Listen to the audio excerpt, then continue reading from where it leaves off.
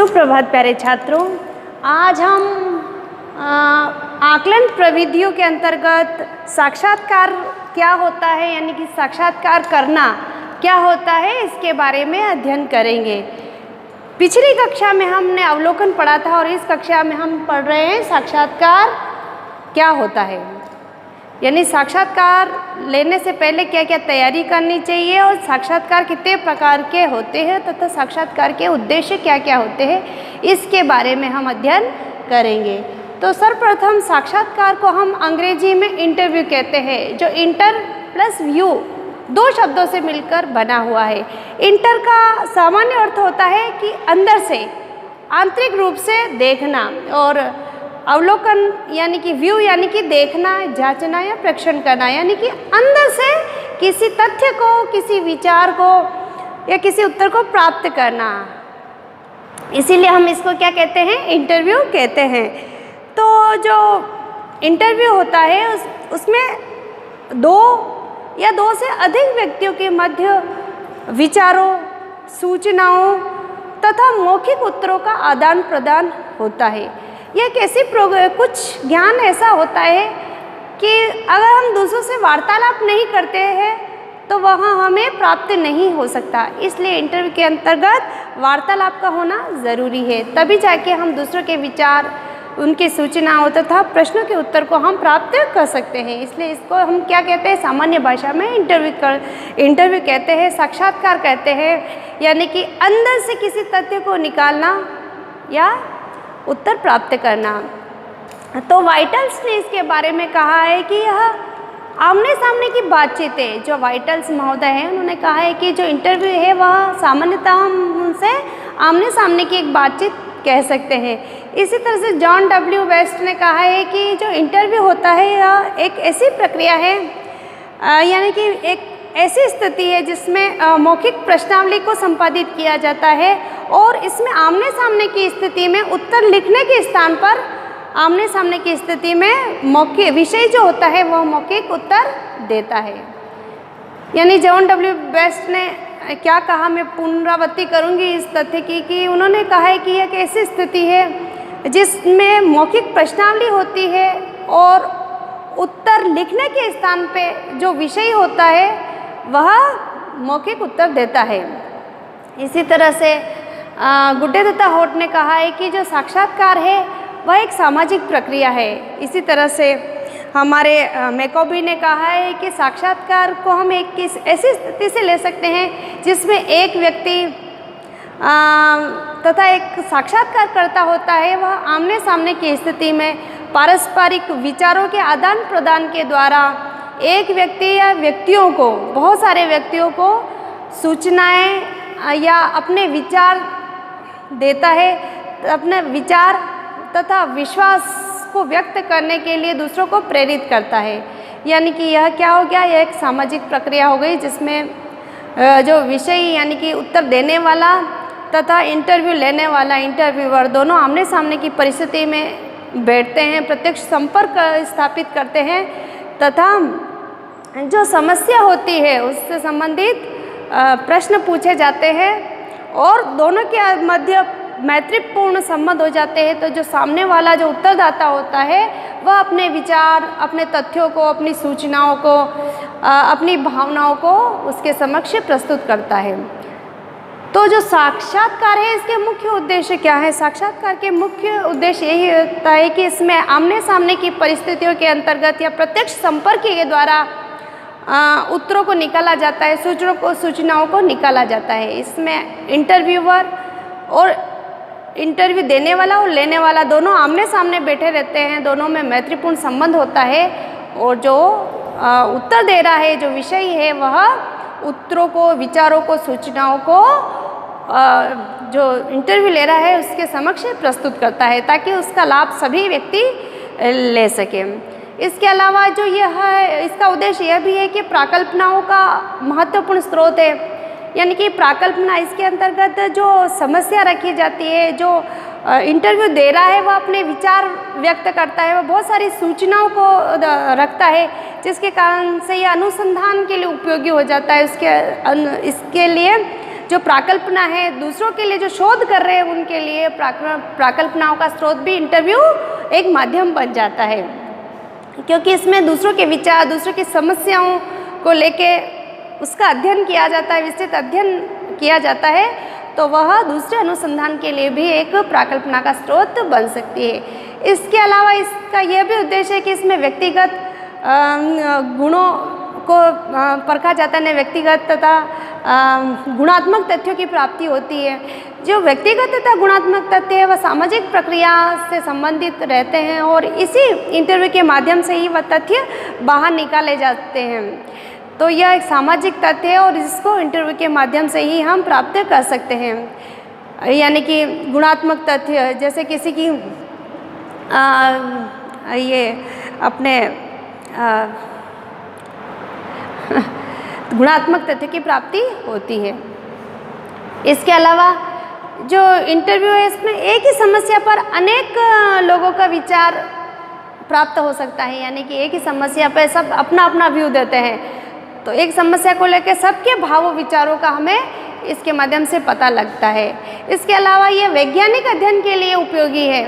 वैज्ञानिक यानी प्रायोगिक अध्ययन जो होते हैं, जैसे वाचन अधिगम है, व्यक्तिगत उपलब्धि परीक्षण है, मनोभौतिकी अध्ययन है, तो इसके लिए यह प्रायोगिक अध्ययन में भी यह उपयोगी होता है। इसके अलावा यह उद्देश्य है कि इसमें अवलोकन का अवसर मिलता है, यानी कि जो इंटरव्यू लेने जाता है तो वह जो विषय है या उत्तरदाता है तो उसके समग्र का वह अवलोकन कर सकता है। जैसे उसके घर पे जाता है तो उसके घर का वातावरण देख सकता है, इसके अलावा पास पड़ोस का वातावरण देख सकता है।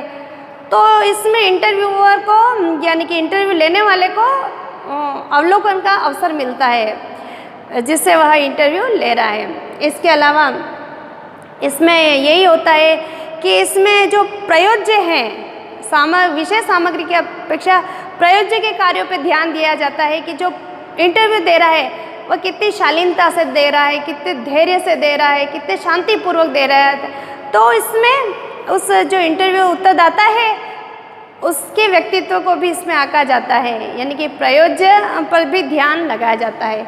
यह तो हुए उद्देश्य। अब आता है साक्षात्कार के प्रकार कितने हैं। तो पहले है कार्य व उद्देश्यों के आधार पर।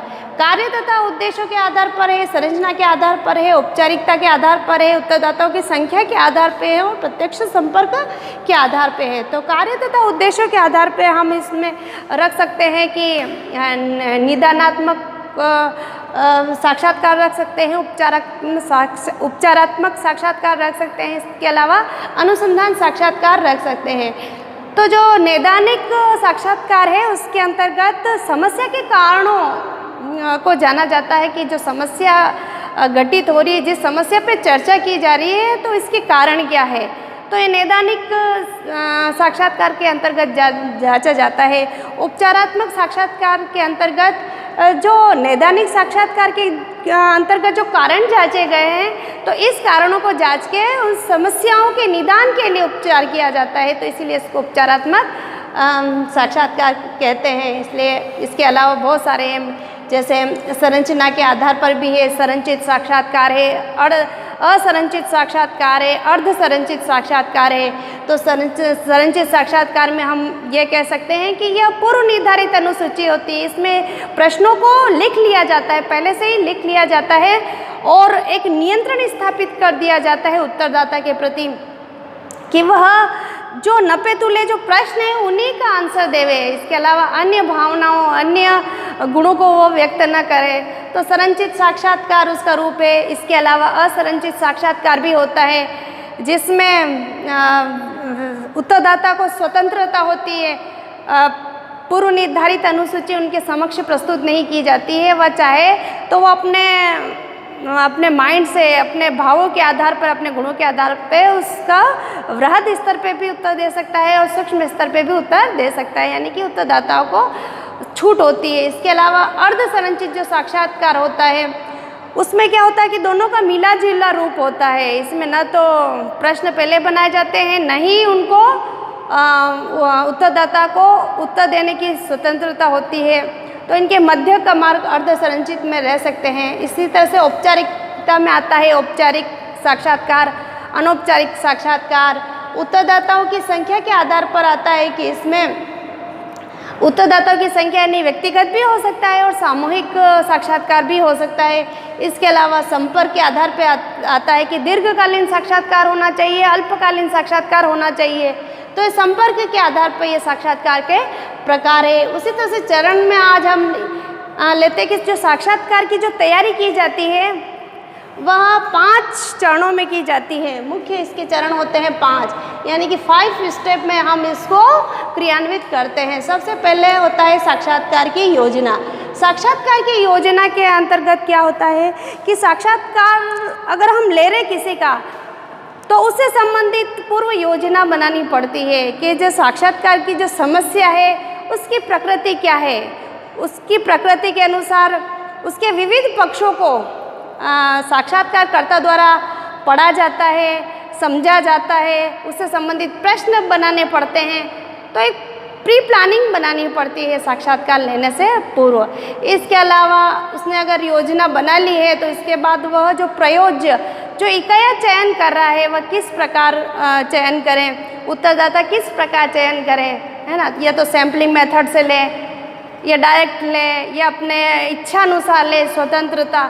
तो उसको पूर्व निर्धारित योजना बनानी पड़ती है कि सैम्पलिंग मेथड से करें या कैसे करें। इसके अलावा जो इंटरव्यू गाइड होती है उसका निर्माण करना पड़ता है एक इंटरव्यूअर को कि वह उस गाइड के जो उद्देश्य है, जो साक्षात्कार के जो समस्या के जो साक्षात्कार के उद्देश्य हैं उसको क्रमबद्ध लिखे, उससे संबंधित प्रश्न बनावे। इसके अलावा जो अनुसूची है, साक्षात्कार अनुसूची है, उसका निर्माण भी उससे पहले करना पड़ेगा कि क्या क्या प्रश्न उसको पूछने हैं। तो ये आता है पूर्व योजना, यानी प्री प्लानिंग में साक्षात्कारकर्ता को उत्तरदाताओं से उत्तर प्राप्त करने के लिए पहले समस्या की प्रकृति को उसको आंकना पड़ता है। इसके अलावा आता है साक्षात्कार का संचालन। साक्षात्कार का जो संचालन होता है तो सर्वप्रथम जो इंटरव्यू ले रहा है उसको उत्तरदाताओं के समक्ष मैत्रीपूर्ण संबंध स्थापित करने पड़ते हैं, आत्मीय संबंध स्थापित करने पड़ते हैं और प्रत्यक्ष संपर्क करना पड़ता है। तब जाके वह जो उत्तरदाता है वह उत्तर देता है। तो इस समस्या यानी कि जो साक्षात्कार कर रहे हैं तो इसका उद्देश्य क्या है, तो पहले उद्देश्यों से भी एक उत्तरदाता को परिचय करवाना पड़ता है कि हम इस उद्देश्य से हम ये साक्षात्कार ले रहे हैं, हमारे साक्षात्कार का प्रयोजन इस उद्देश्य के कारण है। तो जो इंटरव्यूअर होता है यानी कि जो उत्तरदाता होता है उसको पहले उसके उद्देश्यों से अवगत कराना पड़ता है और फिर जो प्रश्न है प्रश्नों को देखे और एक प्रश्न पूछे, उसके बाद ही दूसरा प्रश्न पूछे। यानी कि जो उत्तर ले रहा है उत्तरदाता से जो अनुसंधान करता है या जो साक्षात्कारकर्ता जो उत्तर ले रहा है तो वह हाँ ना वाले उत्तर नहीं होने चाहिए। वह विस्तृत उस समस्या से संबंधित विस्तृत विचार लेने वाले, विस्तृत सूचना लेने वाले प्रश्न होने चाहिए। इसके अलावा अन्वेषण प्रकृति से संबंधित हो, यानी जो उद्देश्य है उसी से संबंधित प्रश्न होने चाहिए। और इसके अलावा उपदेशात्मक प्रश्न नहीं होने चाहिए, आदेशात्मक प्रश्न नहीं होने चाहिए। तो इस तरह से उसको संचालन करते समय बहुत ध्यान रखना पड़ता है। और साक्षात्कार की पूर्व योजना में समय का भी ध्यान रखना पड़ता है और स्थान का भी ध्यान रखना पड़ता है। जब संचालन होता है साक्षात्कार का तो साक्षात्कारकर्ता को यह दृढ़ निश्चय करवाना चाहिए जो इंटरव्यू दे रहा है यानी कि जो उत्तरदाता है उसको कंफर्म में लेना पड़ेगा कि जो सूचनाएं वो दे रहा है वह गोपनीय है। ये जो सूचना है वो पूर्णतः गोपनीय रहेगी तो उसको भरोसा दिलाना पड़ेगा। तो ये संचालन करते समय जो प्रश्न है, एक प्रश्न पूछ लिया उसके बाद ही उसका पूरा उत्तर आ जाए, उसके बाद ही दूसरा प्रश्न करें। फिर जब साक्षात्कार का संचालन हो जाता है तो अनुक्रियाओं को नोट करना, जो उत्तरदाता जो उत्तर दे रहा है तो वह शुद्ध और स्पष्ट शब्दावली में उन अनुक्रियाओं को, जो उन उत्तर को नोट करे। इसके अलावा वो नोट करने के लिए कैमरे का प्रयोग भी कर सकता है, शॉर्ट हेड का प्रयोग भी कर सकता है, मोबाइल का उपयोग भी कर सकता है, कैमरे का उपयोग कर सकता है। तो बहुत सारी ऐसी चीज़ें हैं जिसको वह उपयोग में ले सकता है, यानी कि आधुनिक तकनीकी का उपयोग भी वह कर सकता है। तो अनुक्रियाओं को स्पष्ट शुद्ध क्रमबद्ध तरीके से लिखना। यह अनुसंधान जो करता है यानी कि जो इंटरव्यू ले रहा है, ये उसका उद्देश्य होता है, उसका कार्य होता है कि वह जो सूचनाएं, जो उत्तरदाता से जो सूचनाएं प्राप्त करी गई है, जो उत्तर प्राप्त किए गए हैं, वह स्पष्ट शब्दावली में क्रमबद्ध तरीके से शुद्ध तरीके से लिखें।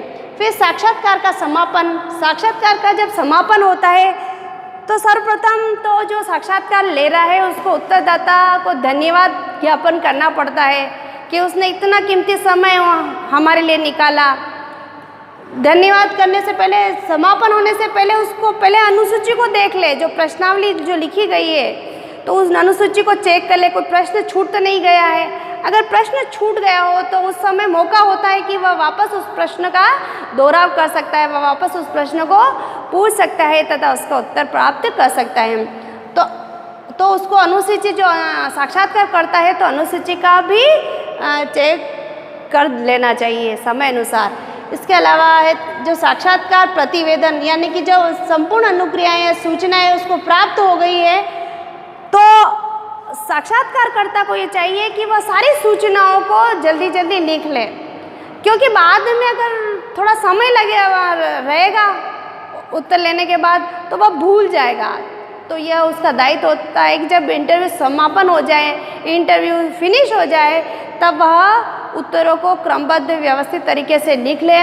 और उसके अलावा जो निष्कर्ष निकाले गए हैं वह व्यक्तिनिष्ठ उत्तर न होकर वस्तुनिष्ठ निष्कर्ष निकाले, यानी कि अपना नज़रिया व्यक्तिनिष्ठता की तरफ न लगाए बल्कि वस्तुनिष्ठ श्रेणी में रखकर निष्पक्ष जांच करे, निष्पक्ष उसका निष्कर्ष निकाले।